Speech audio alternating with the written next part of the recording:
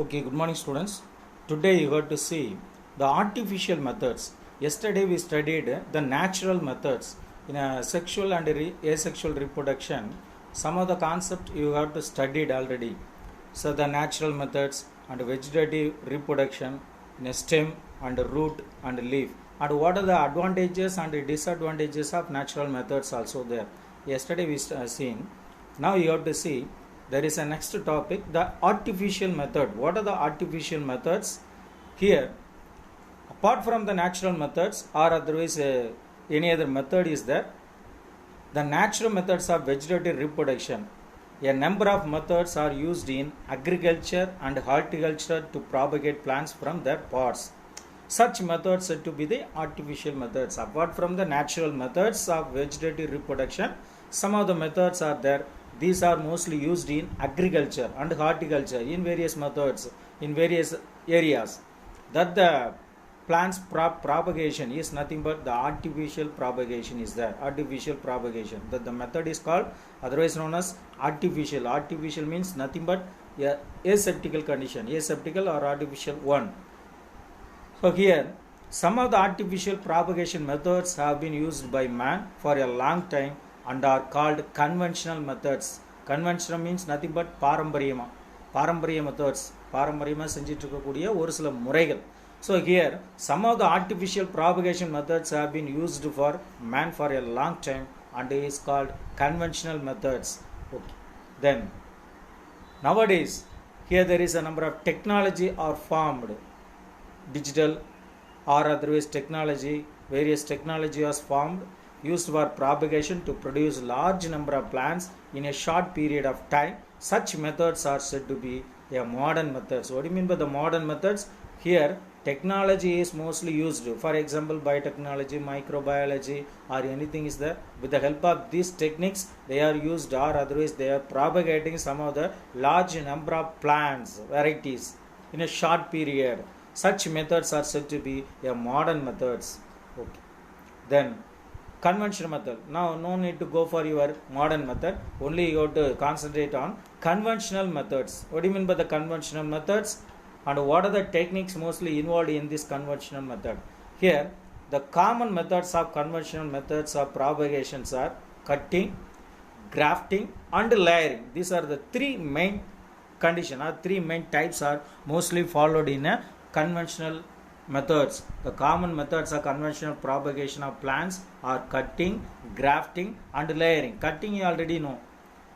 Here there is a stem cutting is there, root cutting is there or leaf cutting is there. With the help of this stem or leaf or root, new plants are produced. That the condition is nothing but a cutting. Portugal, Tamil வந்து Portugal அப்படி நம்ம சொல்லலாம். Okay, next one. First one is cutting. You can see one by one cutting. What do you mean by the cutting? It is the method of producing a new plant.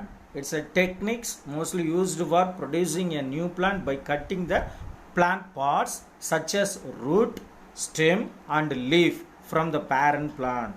There is a method of producing a new plant by cutting the plant parts such as root, stem or leaf from the parent plant. The cut part is placed in a suitable medium for growth. That is the technique is nothing but cutting.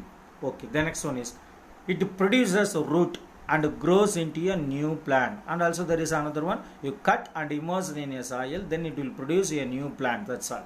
It will grow into a new plant. Okay, here depending upon the parts you used in cutting, various cuttings are also there. First one is root cutting, malus, and stem cutting, hibiscus, bougainvillea and moringa.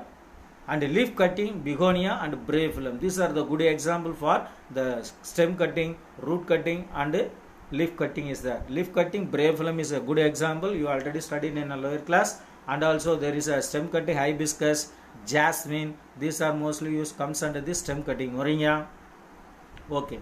The stem cutting is mostly used, widely used in propagation of plants, new plants. Okay. The second one is grafting. Cutting is there. Then next to go for your grafting. Grafting is also, there is another type of techniques mostly used for producing a new plant. The parts of two different plants are joined so that they continue to grow as one plant. Grafting is parts of two different plants are joined together so that they continue to grow as one plant. Of the two plants, the plant which is in contact with the soil is called stalk. Which one is stalk? Which one is scion? Here stalk means nothing but it contact with the soil, and the plant used for grafting is called scion. The plant which is mostly used for grafting is called scion. And stalk is nothing but it will contact with the soil. There is a plant part which is used for which is mostly contact with the soil, that is stalk, that scion. There are two different types of things it will present in a plants. First one is stalk and scion. Then these are the example for that propagation. Examples are citrus, mango and apple. There are different types of grafting based on the method of uniting the scion and stalk. There are different types of grafting mostly based upon the method of uniting and scion, uniting the scion and stalk. They are bud grafting, approach grafting and tongue grafting and ground grafting and wedge grafting. So bud, approach, tongue and ground and wedge. Here there are 5 types of grafting is there. In a grafting there are 5 techniques, 5 types also described here. First one is bud grafting. What do you mean by the bud grafting? A T-shaped, there is a size or shape of this, the shape of this one. A T-shaped incision is made in the stalk and the bark is lifted.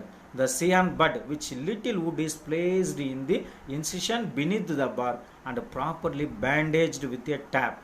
You can produce or otherwise you can induce the T-shaped structure. Then the T-shaped structure, the scion of bud, the scion of bud with little wood is placed in the incision. Then it will tied with this a tap. That is called a bud grafting. This is nothing but a bud grafting. The next one is bud grafting. There is a diagram for that one. T-shaped incision is it will occur. Then the T-shaped incision, a bud is mostly used for insert this the bud, that is called scion. Then it will join with this a tap or a care. This one is stalk, this one is scion. Okay, this one is a bud grafting. The next one is approach grafting. Approach grafting, there is a method, there is a second type of method. Both the scion and stalk remain rooted. These two plants are mostly rooted in condition. Then the stalk grown in a pot and it is brought close to the scion. These two parts, the stalk means nothing but it will join with this or contact with this soil condition. The stalk is grown in a pot and it is brought close to the scion. Both of them should have the same thickness, same condition in a plant. Same thickness it will present. Then a small slice is cut from the both. There is in both plants a small cut is needed, and the cut surface is brought nearer and tied together and held by a tap. A small slice is cut from the both plants and the cut surfaces are brought nearer and tied together and held by a tap. After 1 to 4 weeks, the tip of the stalk and base of the scion are cut off and detached and grown in a separate pot. Detached means removed from this plant, removed the area, removed the scion and grown in a separate pot. That is, after 1 to 4 weeks, the tip of the stalk and base of the scion are cut off, and there is a tip of the stalk, it will removed, as well as the scion, the base of the scion also removed, and it will grown in a separate pot. This is known as there is approach grafting. There is a diagram for approach grafting. There is a pot plant, there is another rooted plants. These are two rooted plants. The potted plants come together to the close to the another rooted plants. These are joined together, tied. Then upper part and lower part, these are cut together. Then it will produce a new plants in another part. The next one is tongue grafting. Tongue grafting, there is another type of techniques in a grafting. The scion and stalk having the same thickness. Here in approach grafting also same thickness is very, very essential. Here also thickness is very essential for planting the plant. The scion and stalk have the same thickness, is cut obliquely, and the scion is fit into the stalk and bound with a tape. The same techniques mostly used for this one. This type of technique is nothing but a tongue grafting. It's cut obliquely and the scion is fit into this stalk. The scion, there is a small piece of scion is fit into the stalk and bound with a tap. This type of technique is tongue grafting. Okay, this is a diagram for that one. A scion and also the stalk. A tongue grafting it will present. Ground grafting. There is another techniques mostly used for this ground grafting. When the stalk is large in size, scion are cut into wedge shaped and are inserted into the slits or cleft of the stalk and fixed in a position using the graft wax. That is the type of technique is nothing but ground grafting. Here when the stalk is very large in size, there is a soil plant. A soil plant is very larger in size and scions are cut into wedge shaped and are inserted into the slits or cleft of the stalk and fixed in a position using graft wax. That is a type of condition is nothing but a ground grafting. There is a diagram for that one, a stalk and scion. You can cut the wedge shaped in condition, then it will inserted into this one, then it will grow. A scion and stalk ground. This type of technique is nothing but a ground grafting. The next one is wedge grafting. The last one, wedge grafting. Wedge means nothing but Tamil ஆப்பு ஒட்டுதல் அப்படின்னு சொல்லுவோம். ஒட்டுதல் meaning grafting ஒட்டுதல். In this method a slit is made in a stalk or the bark is cut. That the method is nothing but wedge grafting. This method a slit is made in a stalk region. Stalk or the bark is cut. In a stalk a bark of the plant is mostly removed. A twig of scion is inserted and tightly bounded so that the cambium of the two is joined together. That the technique is nothing but a wedge grafting. A stalk, a wedge shaped cutting is there, then the scion is inserted into that one, then it will join together or tied together. That the area a cambium is present, the two cambium is joined together, then it will produce a new plants. That's all. That the type of grafting is nothing but a wedge grafting is the wedge grafting. Apodium uttida. Okay, this is a diagram. The next one is layering. There is a cutting, grafting and layering. The third one is layering. These are comes under this conventional methods. Okay, layering means nothing but there are two types of layering is there present in our subject. In this method the stem of parent plant is allowed to develop roots while still in contact, still intact. When the root develops, the root parts is cut and planted to grow as a new plant. That the condition is nothing but layering. Example, Ixora and Jasmine. Mount layering and air layering are the few types of layering. In our subject, these two techniques only described here. Mount layering and air layering. What do you mean by mount layering? Here, first one, mount layering. This method is mostly applicable for the plants having the flexible branches in a jasminum or hibiscus. Anything is the jasminum mostly used for this mount layering. In this method mostly applied for plants having the flexible branches. The lower branch with the leaves is bent to the ground and part of the stem is buried in the soil and the tip of the branch is exposed above the soil. Then it will bent and buried in the soil and the tip of the branch is exposed above the soil level. After the roots emerge from the part of the stem buried in the soil, a cut is made in a parent plant so that the buried plant grow into a new plant. Here there is a roots, it will emerge from this the buried area. A cut is made in a parent plant so the buried plant grow into a new plant. That is called mount layering. This is the techniques of diagram. There is a mount layering techniques. There is a diagram about that one. Here there is a branches of a flexible branches mostly buried in a soil. Then it will join. Here there is some roots are here there is a roots are produced. Then it will parent plant, it will cut. After that the roots are produced, the parent plant is mostly removed from this a new plant. The new plants it will produce another new one. The next one is air layering. Here in this method the stem is griddled at the nodal region and hormones are applied to this region which promotes rooting. Air layering. Here the stem is griddled at the nodal region and hormones are applied. Hormones. I have to underline that one. Hormones are needed. nodal region applied to this region which promotes rooting. The hormones, what is the function of hormones? It will promote the root. It will promote, or otherwise it will produce the root system, root formation. This portion is covered with a damp or moist soil using a polythene sheet. Then it will covered with the polythene sheet. Roots emerged in these branches after 2 to 4 months. Such branches are removed from the parent plant and grown in a separate pot or ground. That is called it as air layering. Air layering. It will not present in a soil condition. It will only present in a air.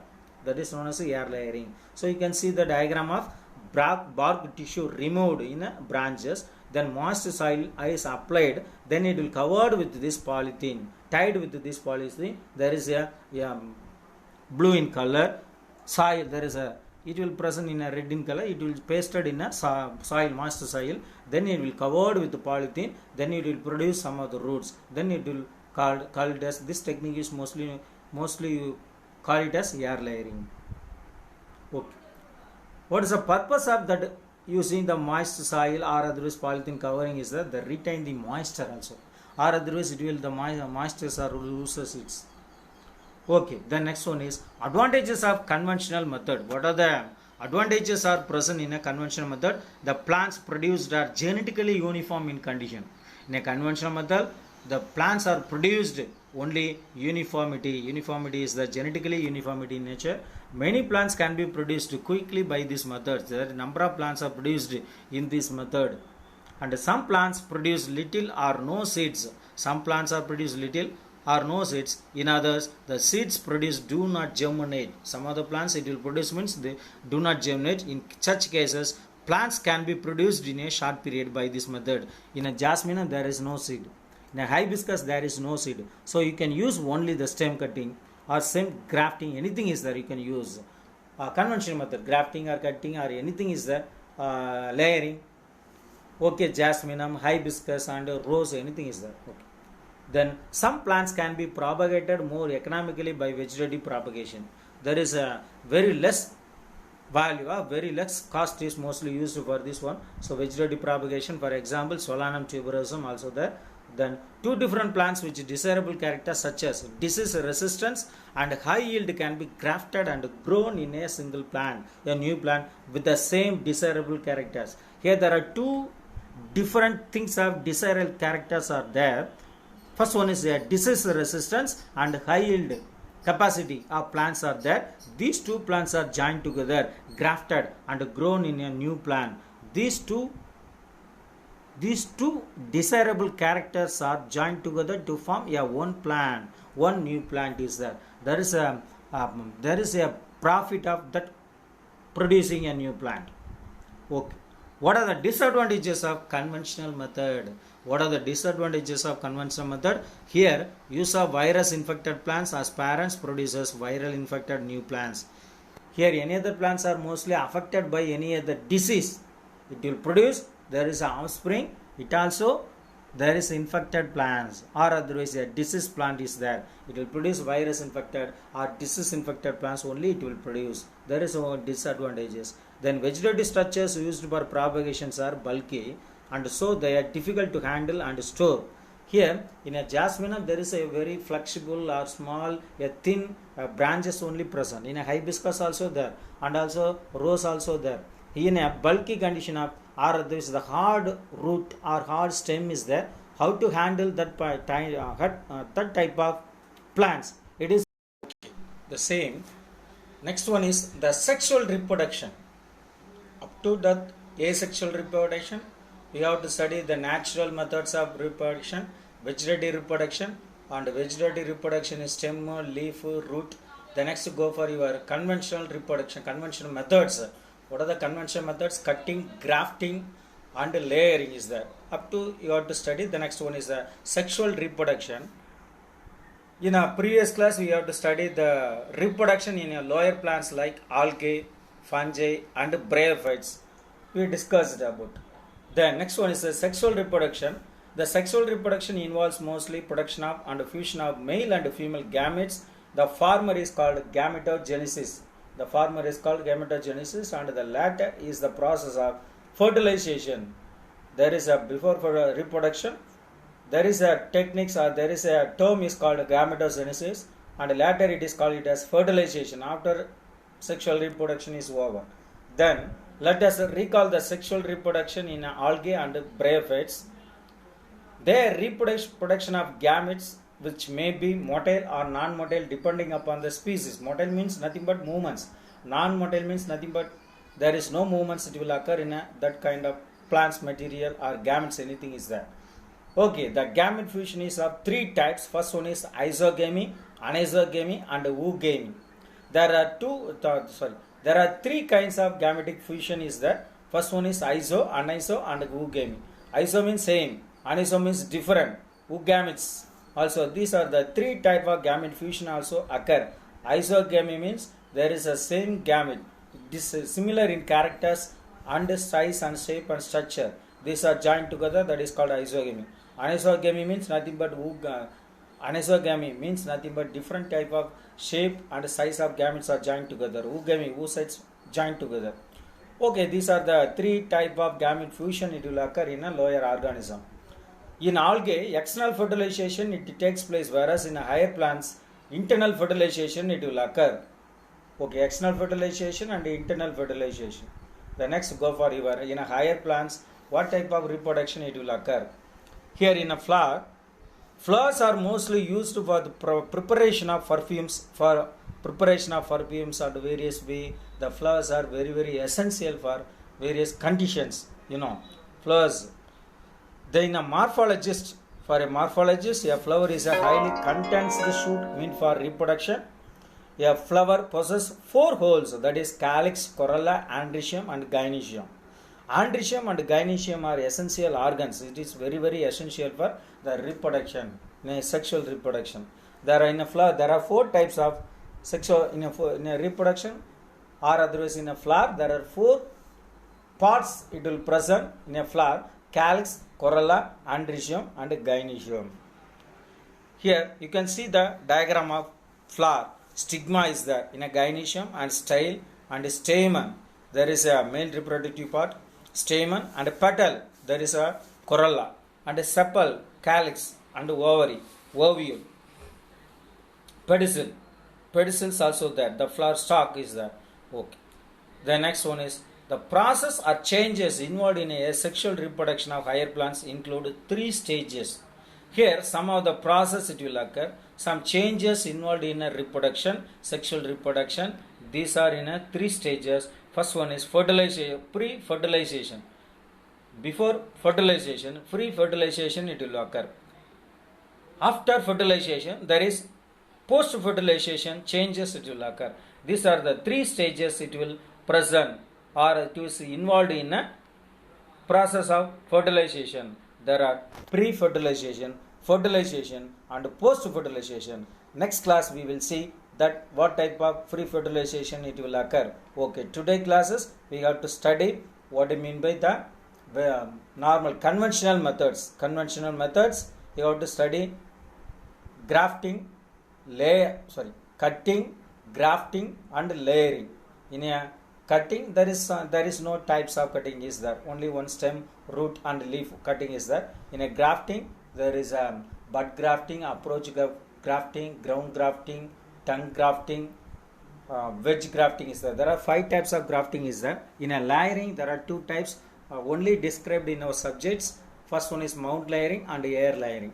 After that there is a sexual reproduction is there. In a lower kind of organism how the reproduction it will occur. In a higher organism how the reproduction it will occur. Fertilization is a main process and also the flower characters, flower parts it will discussed. Okay, thank you students. You have to read very carefully. Thank you one and all. Thank you one and all.